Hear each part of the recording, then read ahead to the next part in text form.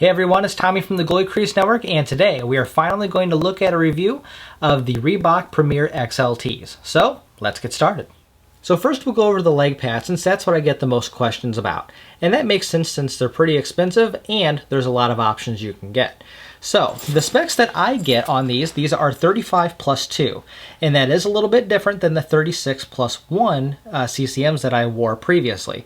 I didn't have any problems transitioning down an inch in the knee. It lands at approximately the same area, especially since the CCMs did settle quite a bit, since they do have a lot of flex to them. These are a much stiffer pad, and I really like that much stiffer pad. I'm used to the Premier series. I've worn them since the 560s, back when I was 16 and 17, so I'm pretty used to this type of a pad. So it really wasn't that bad of a transition. Now, that said, going through a couple of the specs here, you're going to see that this is a much stiffer pad. And especially transitioning from the CCMs, I think most people, I've had a lot of questions on, should I use the CCMs or the Reeboks? And really it just comes down to your personal playing style. If you want those rebounds really close to you, you probably want the CCMs.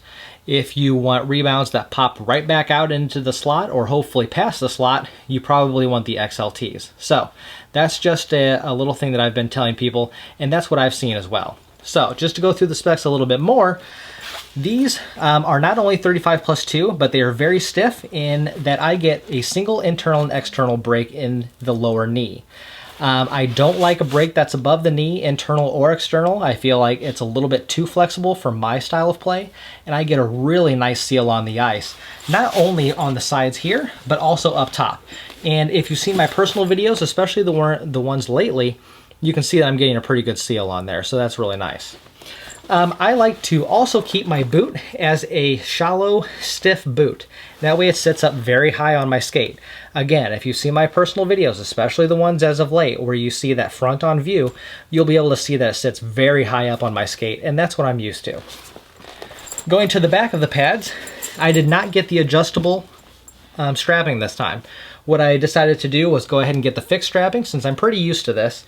So I get one below the knee, and then we have the 2 calf straps, and then the single boot, of course. And for those of you who are counting, this is about 3.5 to 3.75 inches for the toe ties. And that's just personal preference, and mostly because I have a lot of ankle injuries from my college career. So that's just a little bit that I do there. Now, when it comes to my strapping, what I prefer to do is, and I have not cut down these straps yet, 5, 4, 3, and 1. So, if you remember back from that preview video, I have not changed the strapping whatsoever on here. So I need to cut these down now, but I want to keep them just for the review. Now, again, like I said about these pads, they are very, very stiff. And at the same time, they're going to really pop out those rebounds. So, if you're a goalie who plays a traditional butterfly style and likes those rebounds to pop right back out past the slot, this is definitely your pad. And I have really transitioned to this pad really well. I tend to be a goalie who is reactionary and also somewhat positional. And because of that, when this puck hits me and goes straight back out into the slot, it gives me a lot of time to be able to get back up and get in position for the next shot. So this has worked out really well. Now there's a couple things that I don't want to neglect to point out on these pads. The first thing is that I've actually removed entirely the knee lock, and this is very easy to remove. For those of you who prefer not to have a knee lock, this is very easy to remove. I just had to be, pretty careful, just making sure that I'm not cutting into the nylon or the cords, and obviously you really don't want to cut into those cords. And the main benefit to this is there tends to be a sure grip material or a Nash material here, and I felt like the padding in it was a little too big for me and my big knee guards. So I think for most people it would probably be fine, but for me, I wanted to take this out and really try out what kind of rotation benefits I might get.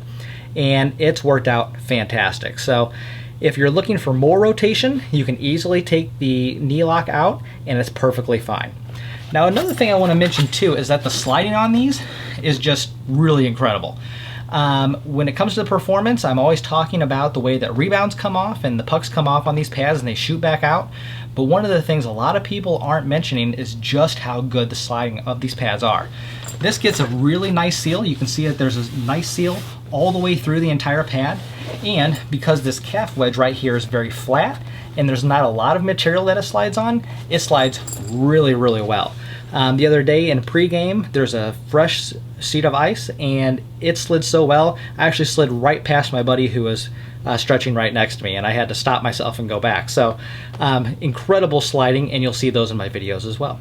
Moving on to the glove, there's a couple things I want to clarify, because if you've been watching my personal videos, you've seen a lot of pop-outs lately. So there's a couple clarifications here. First of all, by pop-out, I do not mean that it goes inside the pocket and then comes back out. When I'm saying pop-out, what I mean is that it's hitting me right here in the palm, and you can see a lot of puck marks here, and you can also see a lot of puck marks here. And especially when you get new pads, you have to be able to read your pads to be able to figure out what's going on and change your style accordingly. So with my CCMs, I used a 600 break. And fortunately, in a future video, I am getting a 590 and a 600 break in this exact same glove. And we're going to go through all those three styles and the benefits and the cons and the different areas of those. So look forward to that video in the future. But again, because I'm going from a 600 break to a 580 break, which I used back in high school and in college and is very different, it's taken me a little bit to get used to. So it's not a problem with the glove, it's a problem with my own personal style. Now, fortunately lately, if you've seen the later videos, a lot of those pucks are starting to go into my pocket because I'm starting to get used to that again. Now, when I get my 600 and my 590 break, I don't know which one I'll end up with, probably the 600, but nonetheless, this is a really fantastic break, and I really enjoy it.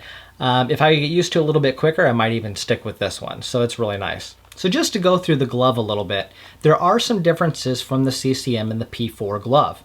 This does take the general design from it, but there are some smaller differences that I think they've really improved upon. Now, for one thing, the XLT does have the quick release strap, which really I was a huge fan of for the P4, and I was kind of mad that they took it away for the CCM. If you remember back to that review, that was one of the things that I had pointed out. However, they put it back for the XLTs, and really, I don't use it because I got so used to getting this really tight with the CCM, I just don't use it, so it's not really that big of a deal to me anymore. Now, one thing I think they really improved upon is that I never quite got along with the glove for the P4 because there was a small lip area right here and also right here that I didn't feel it necessarily, really got on the ice. It didn't really seal that well. And I think they've really improved upon it, especially when you get the glove really wide. I know you're not going to be able to see this on video. When you get it really wide, it really seals well on the ice. And it doesn't slip out the front like it used to on the P4. So that's really nice. Now, if you've ever tried on a Reebok glove, it just fits beautifully.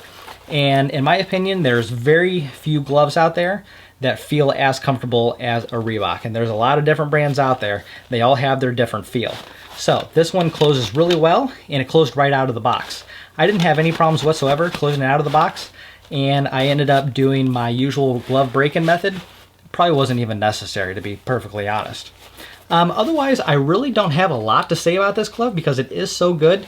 And at the same time, like I said before, you don't get a lot of pop-outs when it comes to the pocket. Basically, any puck that's going into that pocket is going to stay in there.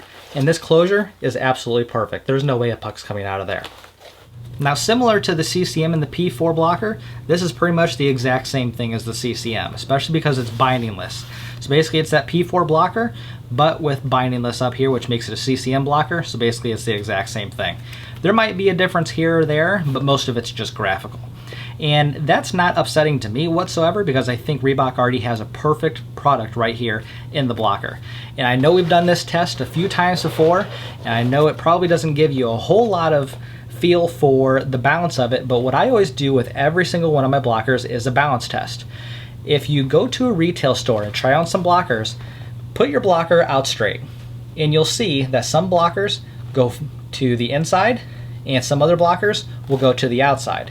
The Reebok blocker, I'm literally just balancing it right there, and I don't have to make any changes whatsoever.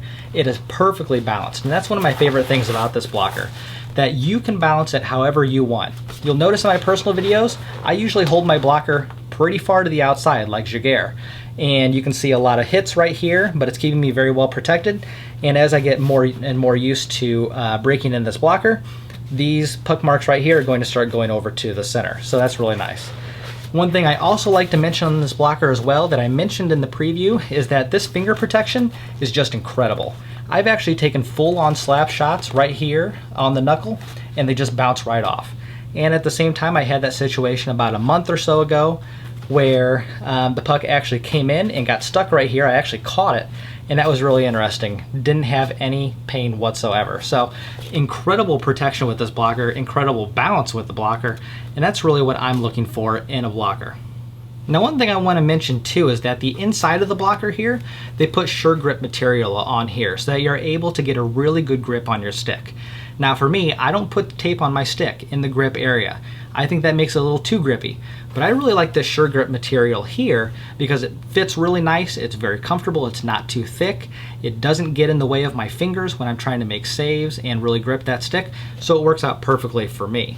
I think for the vast majority of people, you'll probably want that sure grip in there even though they have a couple other options. So definitely take a look at those options and pick which one's best for you. So I know the review video really wasn't that different than the preview, and that just goes to show how consistently these pads perform. When they perform consistently, you can be more confident in your game because you know where those rebounds are going to go. You know how far to push in order to be able to slide over and make that next save. And that's what I've always enjoyed about the quality that Reebok brings to their pads, because you can get used to it and you can be confident and consistent in your game. So if anyone has any questions, let me know. I'll be more than happy to answer any questions that you have on the YouTube channel, or if you want to email me, that's perfectly fine.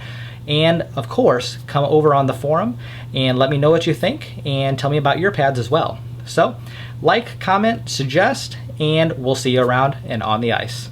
Good luck.